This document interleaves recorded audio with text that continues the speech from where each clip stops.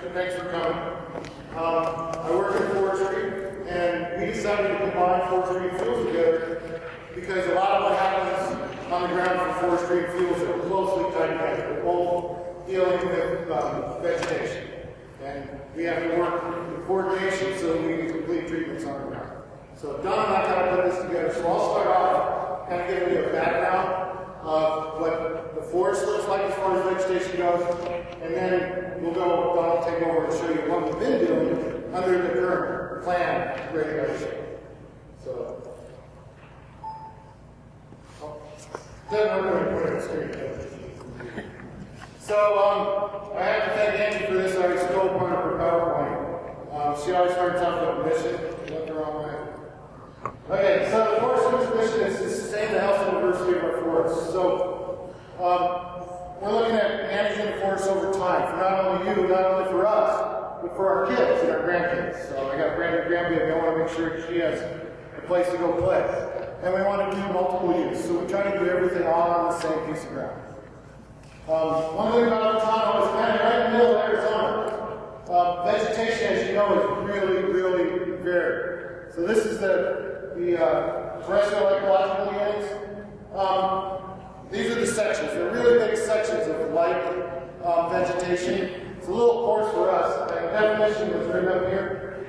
And I don't know why you got it right through there. And I said those are some big words. So I wanted to go a little closer and look a little more specific at the vegetation. So if you look at Arizona, these are the subsections. And you can kind of see the rim sticking out of there.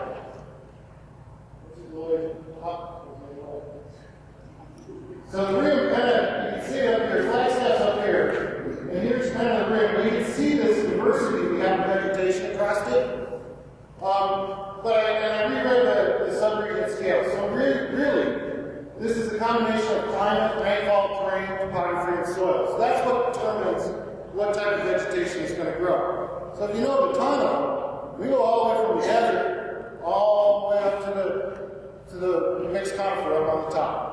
So we don't have a lot of it, but we got a little bit right along the face of the rim. Now we're going to move forward for it. So instead of looking at the whole state, I decided to kind of cut out the part that's really relevant to us. Now, you'll notice that the desert part, the little lower portion here, down on the bottom, right here, that's part of the desert. So that extends all the way down to the Colorado River down there. So we kind of bounded by the two rivers because the stuff as you head further down, you guys have been down there, it's not really representative of what we have. So this is kind of the big picture of where the tunnel sits. Does that make sense? Mm-hmm. And then these are the types, the subsection types. So starting from the top and going down, the names kind of match what's up there. This Colorado Plateau coniferous forest only occurs in two little spots, right in here and right in here. But it's that whole big piece that extends all the way up to Flagstaff. So that's that ponderosa contact that you associate up there with that Flagstaff, that nice green grass and stuff. That's very important to us because what happens up there influences what happens down here. It's different, but it's one big chunk of forest. Then you have the White Mountains Scarp, the Woodland Coniferous Forest, the White Mountains Coniferous Forest, and the Madison Wilderness or Mountains Woodland. Those are those first ones down to this pink.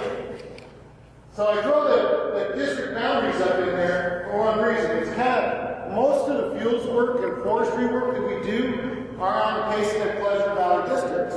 And the reason is because of those 5 vegetation types are really that which produces trees and juniper woodlands, and that's where we have the field concerns.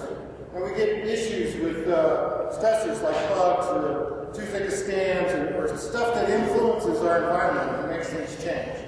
So really, that's where we try to protect homes, inner spaces. We try to keep the forest to the point where we can get fire back in there without it going crazy. So, with that said, that's kind of the big picture of where we sit. So your timber portions are up on the top. That's where we do our fields, most of our forestry and fields work. And then there is a piece over in Glow. I'll go back and show you that. There's a piece over there that we do some work.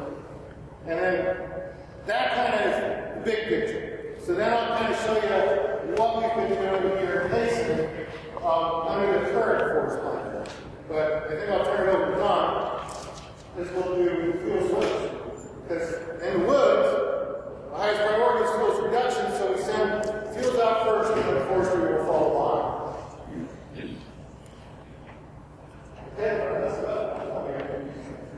Good evening, my name is Nunely, and I'm in charge of fire fuels for Payson and Pleasant Valley. And I started the fuels job in about 2001. I've been here quite a while. A few years ago, we had a bad beetle outbreak, and that's a picture of House of Pine. And there's another picture. So this is something that we had to deal with quickly. President Bush signed the National Fire Plan, which really established the fuels program for the Forest Service. And here to the right-hand corner, the Forestry EIS. That's on their schedule, and they're going to do that legal work for us. So, but everything else is already done, signed, and proposed actions ready to go. Okay, so we started out being aggressive thing, and we learned as we went.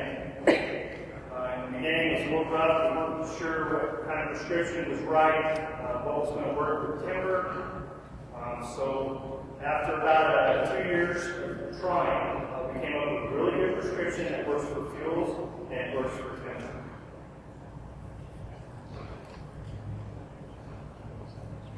We know we have to prescribe burn. This landscape, especially up north, needs fire to survive. One big dilemma for fuels was we've got so many outlying communities, especially on the Payson district. We just can't go out there and light something because I don't have anything to stop it from going into the community. So we knew we had to develop fuel breaks around the communities first, and then move out as I got more money, and then in the interim also doing prescribed burn. Here's another picture of the prescribed burn. They don't like me. There's just, the burning treatment area is basically Whispering Pine, Washington Park area, and it's just a picture of the before and after.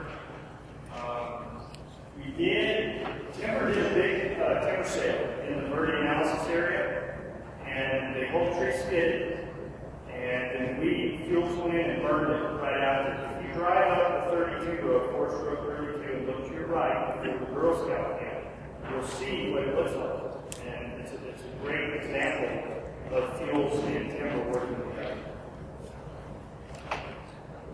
This is our line analysis area. This is the timber analysis area. And it's just showing you what we've already accomplished in the analysis area. It's out there by Lower Green Valley area. And this is the Christopher Hunter, obviously Christopher Creek and Hunter Creek. This is a fairly new environmental document, and we've already accomplished that much work in a pretty short period of time. Question on the legends there, we can't really read what the colors are. Okay. So what was the red, what was the yellow, and what was the... Okay, the red is burning, prescribed burning. Prescribed burning, and the yellow is thinning. Was the what? Thinning. Thinning, okay. This is our newest analysis area, it's the commercial treatment area, and that is just showing you a proposed action with burning, timber sale, fuel thinning. I was fortunate enough to get $900,000 recently, and we put a fuel break around every community in Myrtle, and will be done tomorrow. So remember those EA guys, we'll come back and see them again, because like I told you, we work really close together between fuels and forestry. So some of the things we do in forestry, we do contracts with a different kind of contract.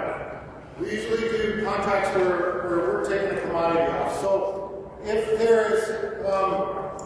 there's wood out there that needs to be removed for reasons such as fuels reduction and juniper woodland, we'll try to sell it. And that gets the treatment done on the ground and the byproducts removed, and it saves us money. So one of the big things about the change in forestry is we don't go out any longer to find a timber sale to get wood. We go out and we treat an area to achieve a desired condition. So fuels reduction, to provide a fuel break, to restore it, to do something out there. But if we've got trees big enough that they're valuable, we don't want to just pile them up and throw them away. So we try to sell them. So this is how we tie in. So we have active sales in both Globe, Payson, and Pleasant Valley District. So the fuel wood sales, as you look at those top three, is one, Chris Cobbs in Globe, she flies here in Payson, Peyton's over in Pleasant Valley. And that's really a fuels reduction or a juniper woodland restoration. So we're trying to get back into grass, and we've got junipers approaching. Then stewardship projects and multi-product sales, that's bigger trees. That's populous pine, and we're trying to open up the stands and get it to a desired condition, get it on the road to grow new baby trees and start it growing. So what happens there is we not only take the trees out, but we also either do a service contract out and remove the biomass and small stuff from underneath, or we allow them to take that as well as part of the biomass and take it off the lately they can burn it. So we don't really care what they do with it, just as long as they remove it. And it reduces the number of piles that Don's got to deal with. And then the task orders. Forestry is coming online, so it gave us another tool. Forestry is actually a contract that's already been let out, and what we do is issue task orders against it. So what it does is it gives us another way to get an area treated. And what that does is they pay us for the stems, we pay them to do the thinning. It's basically what it is. So it's just a swap. So it saves us a lot of money. Some of these thinning contracts run up $300 to $1,000 an acre to thin. Whereas with the stewardships, well, they cost about the same for the thinning stewardships. But the task orders, we can get it down to $25, $50 an acre because of the value of the trees. So it's really a plus for us to get stuff done. And again, they have no piles.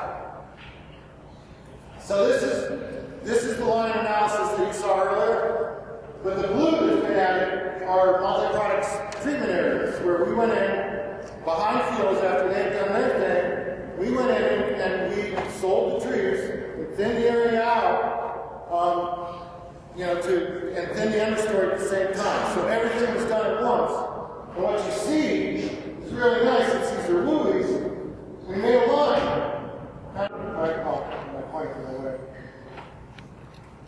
We did the same thing now with the Christopher Hunter.